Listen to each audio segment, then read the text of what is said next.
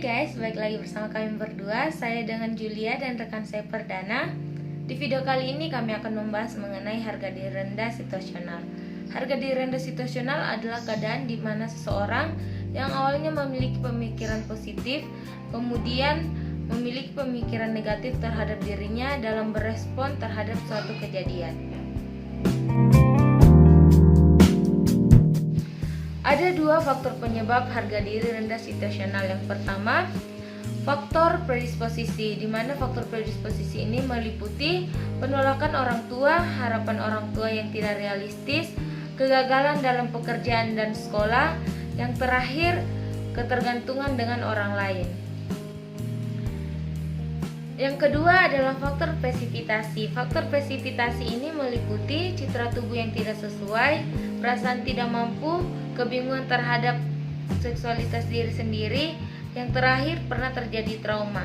Misalnya, pernah mengalami penganiayaan seksualitas atau psikologis, serta pernah menyaksikan kejadian yang mengancam kesehatan. Tanda dan gejala seseorang yang memiliki harga diri rendah situasional. Yang pertama, malu terhadap diri sendiri, percaya diri berkurang, sulit berkonsentrasi, tidak mampu mengambil keputusan sendiri, kontak mata berkurang, menarik diri dari lingkungan sekitar, serta mencederai diri sendiri. Di sini saya akan mencoba menjelaskan bagaimana rencana tindakan asuhan keperawatan yang akan diberikan kepada pasien dengan diagnosa gangguan konsep diri, yaitu harga diri rendah.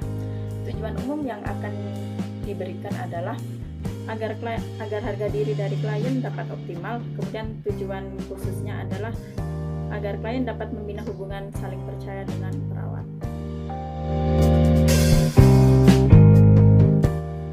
Saya akan menjelaskan bagaimana intervensi yang akan diberikan kepada pasien dengan diagnosa yang telah saya sebutkan tadi, yaitu yang pertama, berjabat tangan sambil memanggil nama.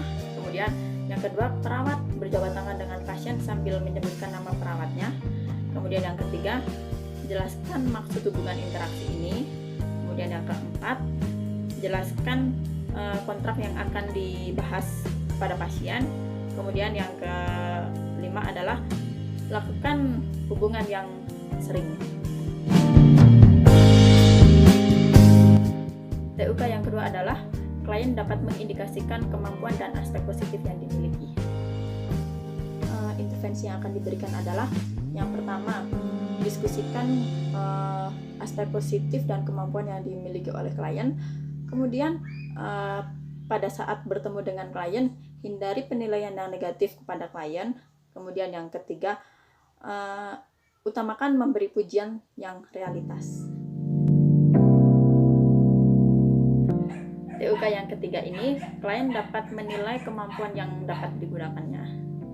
Intervensi yang dapat diberikan adalah yang pertama, perawat mendiskusikan kepada klien kemampuan yang dimiliki klien yang dapat digunakannya sebelum dia sakit. Kemudian yang kedua, menentukan kemampuan yang dimiliki klien yang masih bisa dilanjutkan penggunaannya oleh si klien.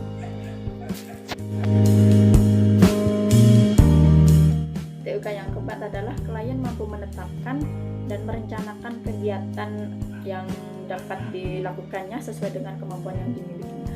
Intervensi yang akan diberikan pada TUK keempat ini adalah yang pertama, rencanakan bersama dengan klien aktivitas harian yang dapat dilakukan yang sesuai dengan kemampuan yang dimilikinya. Kemudian ingatkan kegiatan yang dapat dilakukan sesuai dengan toleransi pasien. Kemudian yang ketiga, beri contoh pelaksanaan dari aktivitas yang boleh dilakukan. TUK yang kelima adalah klien mampu melakukan kegiatan sesuai dengan kondisi dan kemampuan yang dimilikinya. Intervensi yang akan diberikan pada TUK kelima ini meliputi yang pertama, rencanakan bersama dengan pasien mengenai kegiatan atau aktivitas yang dapat dilakukan sehari-hari sesuai dengan kemampuan yang dimiliki oleh pasien. Kemudian yang kedua, beri kesempatan pada pasien untuk melakukan kegiatan tersebut.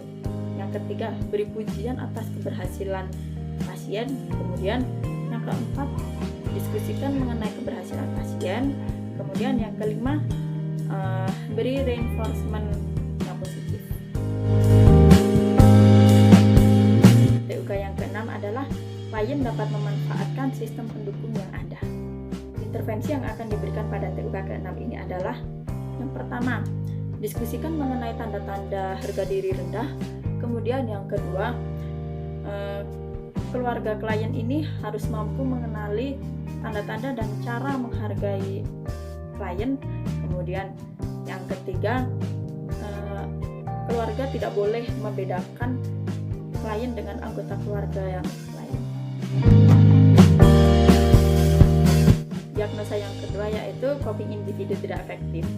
Tujuan secara umumnya adalah klien mampu menyelesaikan masalah secara individu dalam memenuhi tuntutan. Kemudian tujuan secara khususnya adalah klien dapat membina hubungan saling percaya. Intervensi yang akan diberikan yaitu yang pertama, klien menunjukkan kepatuhan terhadap terapi medis dan pengobatan yang akan diberikan. Kemudian yang kedua, klien tidak menunjukkan adanya keluhan lain. Diagnosa yang ketiga yaitu isolasi sosial. Tujuan secara umumnya, klien dapat membina hubungan dengan orang lain dan lingkungannya secara optimal. Kemudian tujuan secara khususnya dapat membina hubungan saling percaya. Intervensi yang akan diberikan yaitu yang pertama, beri kesempatan pada klien untuk menceritakan masalahnya. Kemudian yang kedua, beri perhatian pada klien dan perhatikan kebutuhan dasar klien. Kemudian yang ketiga, beri reinforcement secara positif. TUK yang kedua adalah klien dapat menyebutkan penyebab menarik diri. Intervensi yang akan diberikan pada TUK kedua ini adalah yang pertama, kaji pengetahuan klien mengenai perilaku menarik diri. Kemudian beri kesempatan klien untuk mengungkapkan perasaan penyebab menarik diri ini. Kemudian yang ketiga, diskusikan bersama dengan klien penyebab, tanda-tanda, serta gejala yang dapat muncul pada perilaku menarik diri ini. Kemudian yang terakhir, beri pujian secara positif. Kemudian yang selanjutnya yaitu TUK ketiga yaitu klien dapat menyebutkan keuntungan dan kerugian berhubungan dengan orang lain.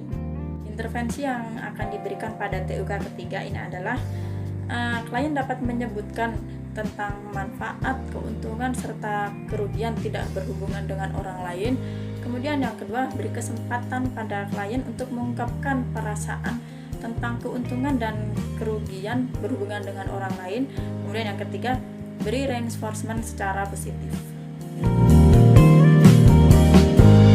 Selanjutnya, TUK yang keempat adalah klien dapat melaksanakan hubungan sosial secara bertahap antara klien dengan perawat dan klien dengan keluarga.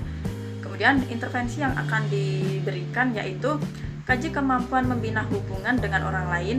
Kemudian dorong dan bantu klien untuk berhubungan secara bertahap dengan orang lain.